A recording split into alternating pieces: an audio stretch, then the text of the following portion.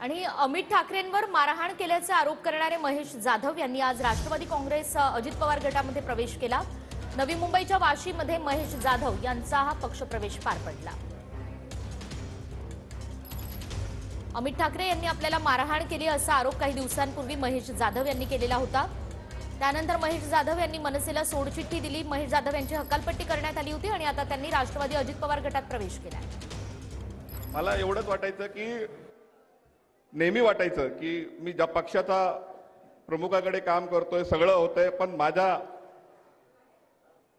नेत्याकडे अजितदादांसारखं vision किंवा त्यांच्यासारखं सकाळी 5 वाजल्यापासून ते रात्री 1 वाजेपर्यंत कार्यकर्त्यांना भेटून त्यांचे प्रश्न मांडण्यासाठी किंवा त्यांचे प्रश्न ऐकणारा आमच्याकडे कोणी नव्हतं, याचं दुर्दैव वाटत होतं।